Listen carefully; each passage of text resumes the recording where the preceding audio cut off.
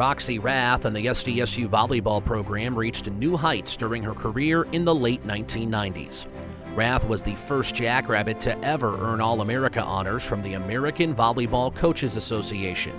That recognition came following her senior year of 1998. The Nebraskan was also the first SDSU volleyballer to be chosen as the North Central Conference's most valuable player. She did this as the leader of teams that made SDSU's first ever NCAA postseason appearances, as the Jacks qualified for both the 1997 and 98 tournaments, with Rath as the standout. She ended her career as the school's all-time leader in block assists with 301. She also ranks second in service aces, third in kills and hitting percentage, and sixth in solo blocks.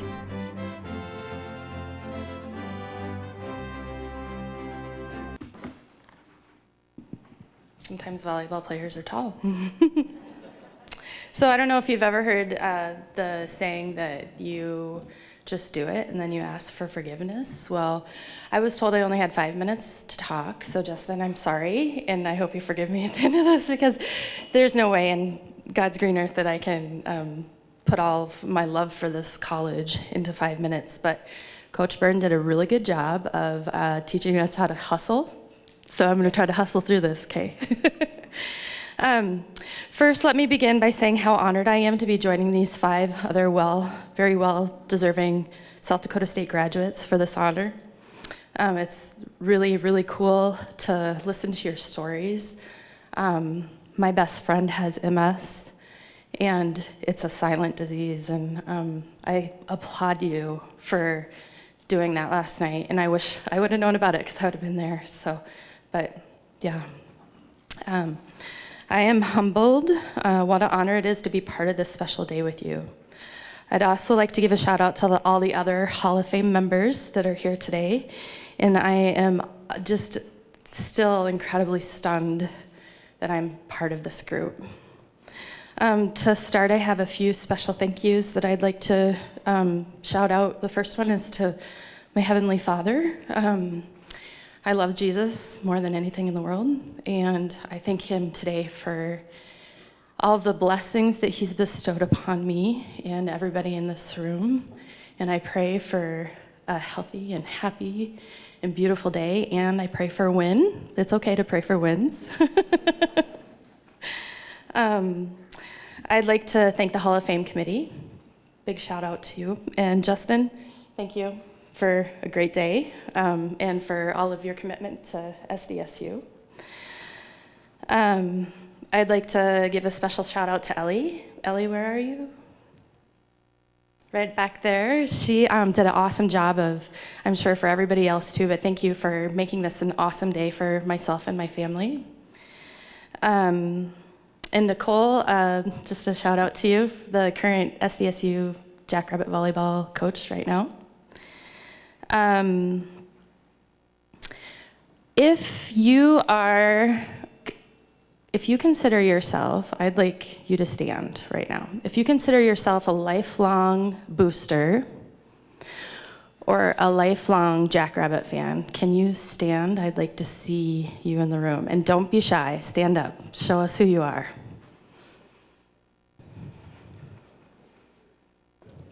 Okay. You all deserve a round of applause.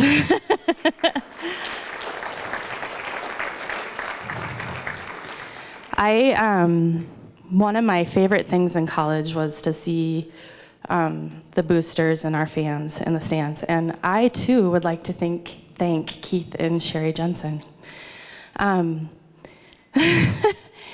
You might not know this, but you had a huge impact on us, and so much, in fact, I hope that you can go home and smile about this.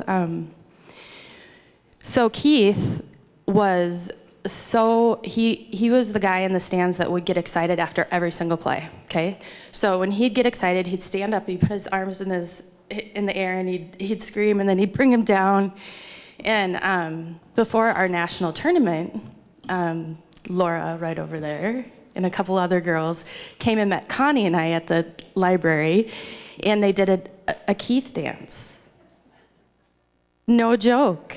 And to this day, anytime I'm with my college friends, we still do the Keith dance, and it goes, do the Keith, do the Keith, do the Keith.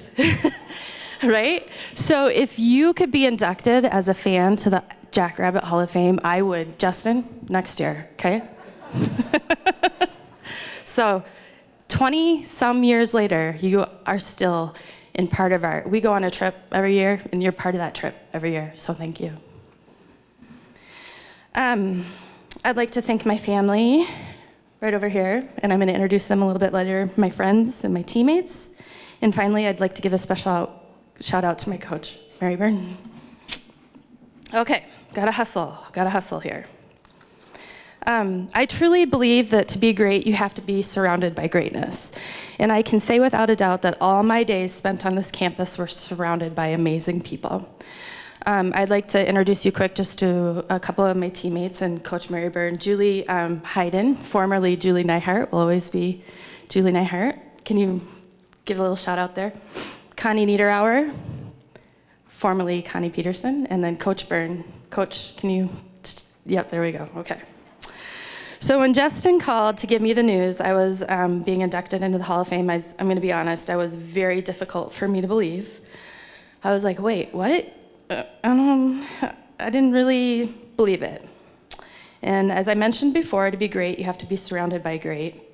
And if I had a choice, I would have every single one of the players I played with at SDSU volleyball up here on stage with me, along with Coach Byrne.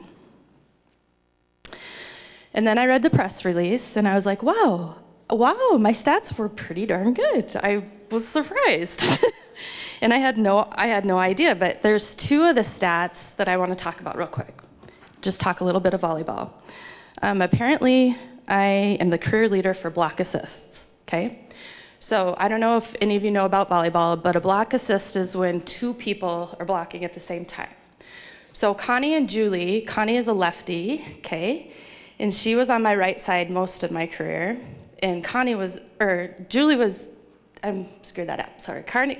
lefty and she was the right side. And Julie was the setter and she was on the right side as well. So most of my block assists came to blocking the outside hitters from the other team. And to be able to do that, I would watch the foot of my right side person and then I would go up. So I didn't do anything. They set me up for every single block assist I had, or the outside. So really, in the game of volleyball, there's very few things you can do all by yourself. And then I was on one of my other talents, I guess, was hitting the ball, and that was called a kill. And to be able to hit the ball and get a kill, you have to have a set. And Julie, I can tell you that there was never a time that I walked off the court and thought, wow, Julie had a bad game. Her sets were so easy to hit. And the game of volleyball is really essentially something you can never do by yourself. You have to have somebody there with you to practice. It's not like you can go out and practice dribbling. You can't go out and practice shooting hoops by yourself. With volleyball, you have to have somebody there with you all the time. So I am so beyond grateful for my teammates and my coach for getting us to the point where we were. And when I look across the room today at all the other fellow inductees, I recognize that we come together today with our own unique experiences that have helped us each form our own individual stories. We all come from different times and different places, but many of us have a common bond in that we love the Jackrabbits.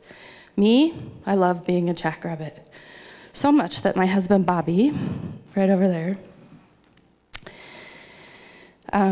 he calls me a homer, okay? I encourage you not to Google this term because it's not a very friendly term online, okay? So don't Google homer, but I asked him to write a description of what a homer was, and he gave me a 3-page list of what a homer was. So because I only have 5 minutes, basically what it comes down to is a definition of a homer is basically someone who lives and dies for their team, right?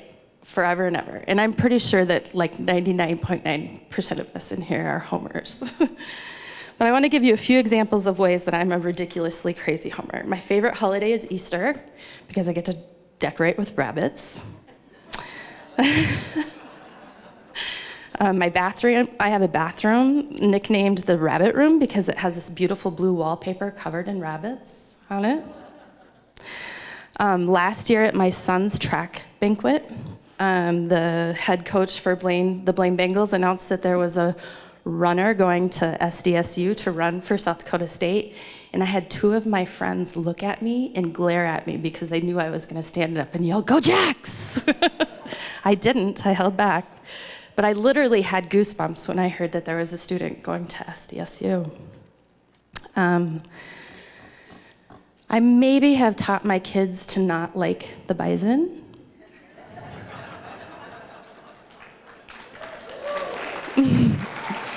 And at one point, there was a time, not so much anymore because we've tried to adjust our thoughts around this, but there was a time when my daughter would boo at cars with the NDSU logo on it.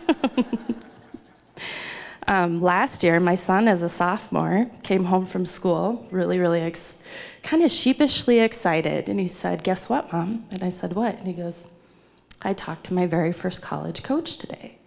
And I said, "Really? Who was that?" And he said, "It was NDSU." And I was like, "Oh, that's amazing."